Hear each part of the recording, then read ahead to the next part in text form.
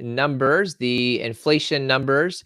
And with that, we're halfway through what the numbers are for projecting the next I-bond rate. We're going to look at the inflation rate and we're going to look at the fixed rate. The inflation rate's a little bit easier to project, but let's take a look at the inflation rate. Let me share my screen. We'll go right to the charts here. See what's going on with inflation.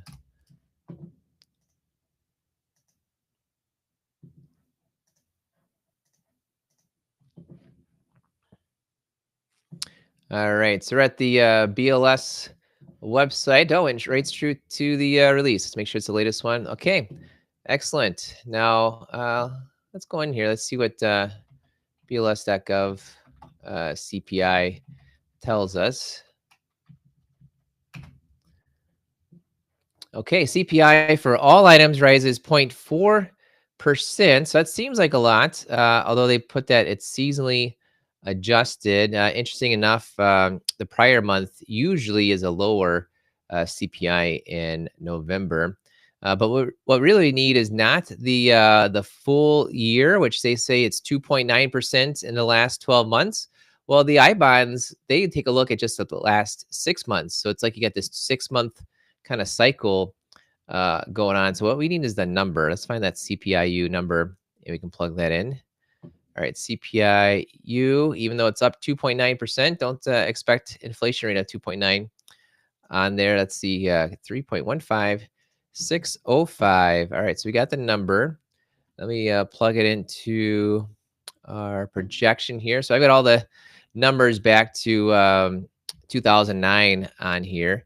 And I'm going to plug in that number. Where it gets interesting is that, so there's the number 3.15605.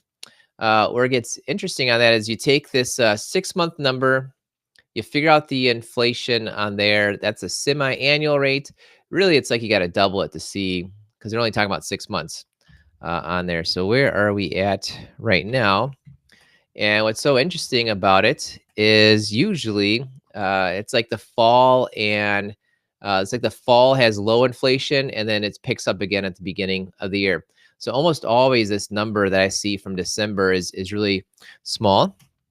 Yeah, 0.1%. So it feels like inflation nearly never changed much at all, right? You can't say 0.1%, we're halfway there.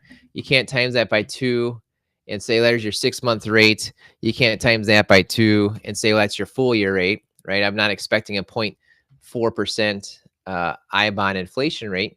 What I've seen is that on average, because of that first 3 months, like the fall is historically lower inflation, winter is historically higher inflation. On average, that semi-annual rate has been 1.37% higher. So we see a semi-annual rate of 1.47, which means that we're currently right now on pace. Let's get to the percentage world. On pace for almost 3% for that I-bond inflation rate. So that'd be interesting because we had dropped down to 2%. A year ago, look at that. A year ago is at 2.96. It's actually when you multiply it out, they take that 1.48, kind of stop the 0 digits right there. So 2.96 was a year ago in May. Looks like we're maybe headed to a similar spot. So looks as if the inflation rate is going higher. We're only halfway through. We'll see what happens. But the inflation rate for I-bonds when it renews looks like it's heading towards 3 as opposed to right now where it's at 2. But let's take a look at the fixed rates. My friend David Inna, colleague, I suppose, I've interviewed him on the podcast and written some blog articles for his website. He's got tipswatch.com. If you want to learn all about I-bonds, I think he was on the I-bond train 25 years ago, showing everybody about it. But what David said is, if you take a look at the 5-year and the 10-year real rates of return, so it's called a real rate of return, and you average that out. So let's average this out here.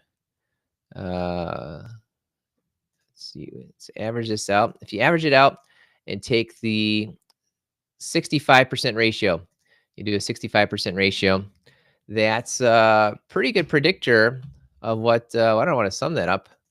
I average that. All right, so let's average this out. Let's average that out. Let's average that out. Okay, pretty close. This is 5-year numbers, 10-year numbers for these things called real rates. Let's times that by 0.65, just see where things are headed right now.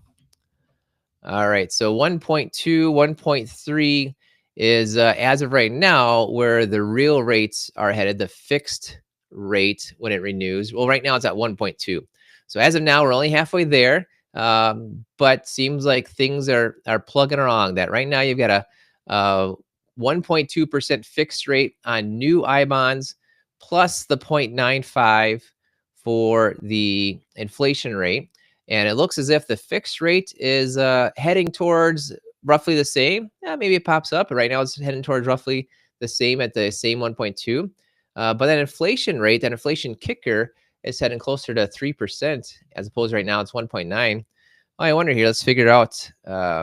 If it was at 2.94%, a little bit different math, but this will get you pretty close. So heading towards about over 4% again for new I bond purchases. That's coming in where about treasuries, the highest yielding savings accounts are. CD rates aren't really topping out there. So it seems like I bonds might be getting a little bit more competitive, more in the mix. Not the screaming good deal like they were years ago, but it seems like I bonds are maybe not as competitive the last 6 months. Looks like they're coming back to being competitive again right now. So make sure to subscribe to the Mr. Retirement YouTube channel so I can bring you this information every time. We're projecting out the I bond rates, Social Security COLA projections, things like that. Send me any comments, any questions. I'll take a look at the comments later on and send you a direct message. But please give me any comments. And here we go. Looks like fixed rate staying about the same. And the inflation rate is perhaps going up on I bonds starting in May by 1%. Enjoy your day.